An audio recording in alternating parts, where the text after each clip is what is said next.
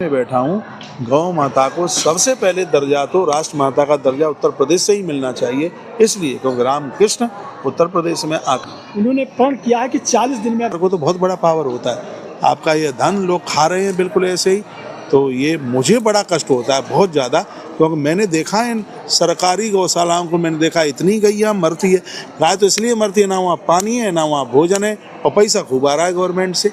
कुछ अधिकारी लोग खा जाते हैं, अधिकारी तो इतना खाते हैं, इतने भ्रष्ट हो गए हैं, इनको तो बिल्कुल भय नहीं है कि परमात्मा को भी कोई इनको जवाब देना है। कुछ अधिकारी खाने में लगे हैं, कुछ ये प्रधान लोग खाने में लगे हुए हैं। मैं व्यासपीठ पर बैठा हूँ, निडर होकर के बात कर रहा हूँ। मुझे मरने का बिल्कुल भी भय नहीं है, क्योंकि जब तक मेरा मरने का टाइम नहीं है तब तक मुझे कोई मार नहीं सकता, ये मुझे इस बात का पता है। और मेरा ऊपर से आ गया तो मुझे कोई बचा नहीं सकता। लेकिन बात कहूँगा डंके की चोट, ठीक कहूँगा, दे रहे हैं किसी भी प्रकार से। भैया गौवंश बचना चाहिए, और हम अपनी सामर्थ्य के अनुसार भगवान की कृपा से बहुत कुछ करने में लगे हैं। हमको ये अपना बड़प्पन नहीं हाँक रहे हैं। मैं तो सबको, मैं महापुरुषों को भी कह रहा हूँ, मैं संतों को कह रहा हूँ, मंदिर से पहले गौसदन होना चाहिए।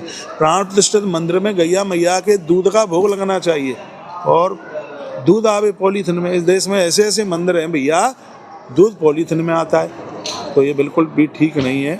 सबसे पहले तो, और मैं कहूँगा कि महापुरुष साधु जो कहते हैं, मैं तो उसे साधु मानता ही नहीं जिसके पास गैया नहीं है, गौ माता नहीं है, मैं नहीं मानता उसको, ना उसके प्रति मेरी श्रद्धा है।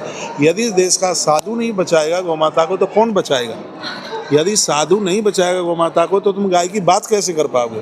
तो सबसे पहले तो मेरी प्रार्थना इन महात्माओं के ही चरणों में है। तुम्हारे पास करोड़ों रुपए के मंदिर हैं, खूब आपके शिष्य हैं, लेकिन आपके पास गैया क्यों नहीं है? मैं आपसे भी जवाब मांगना चाहता हूँ।